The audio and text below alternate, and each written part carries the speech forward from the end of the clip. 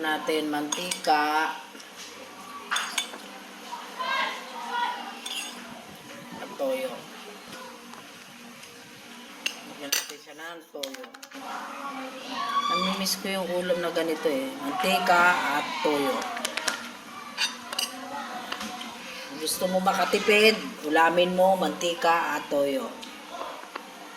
Sarap siya. Diba? Mantika at toyo with kape. Kain.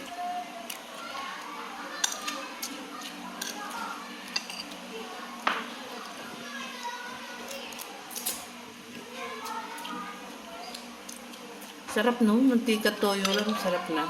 Alala ko tuloy nag-aaral kami. Gusto namin makapasok. Hindi kami mabigyan ni nanay ng baon. Ang gagawin ko, kukuha ako ng kanin, lalagyan ko lang siya ng toyo at saka mantika. Babaon ko lang siya. Sabi ng kaklasmate ko, ano daw ulam ko? Sabi ko, adobo. Sabi ng classmate ko, nasa yung laman? Sabi ko, una ko nang kinain, pero totoo talaga, mantika at toyo lang ulam. Ha?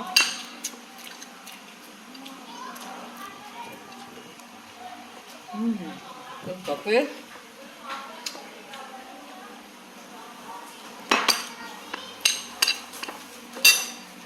Sarap.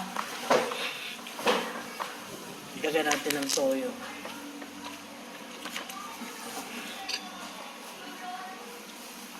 Mantika at toyo. Mantika, toyo. Ang ating ulam. Diba?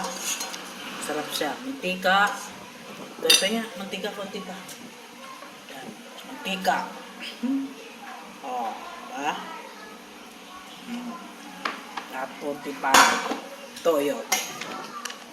Nakakamiss kaya ang ganitong ulam. Yung simpleng ulam ng pero rock. Minsan ang ulam ko naman, yung mga bata kami, kropek. Alam niyo yung kropek? Lalagyan lang namin siya lalagay ko lang siya sa kanin, tapos lalagyan ko lang siya ng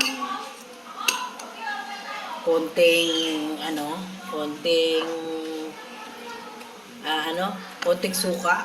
Ulam na yun. Ganon kami ng mga kabataan namin.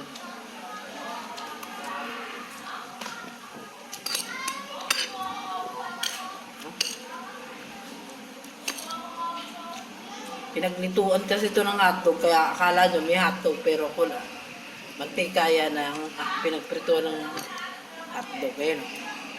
Akala mo may hotdog. Ayan o. Pero hindi. Mantika lang yan ng hotdog kanina. Ang sarap. Toyo at mantika. Sarap ng hapunan. Tapos kape. Wow. Namip. Yung sarap. Toyo lang at saka mantika. Talo-talo na.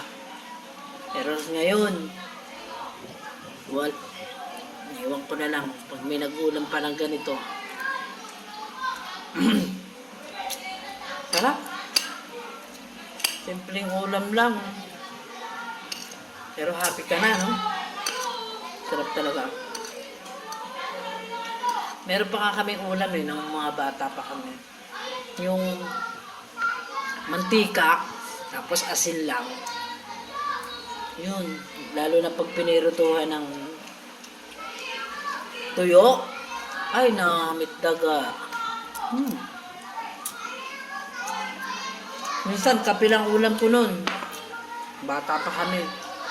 Sa sobrang simple ng buhay noon. Kesa sa ngayon.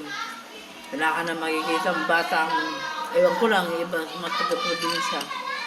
Na ganun, kasimple yung buhay. Okay. Bye-bye!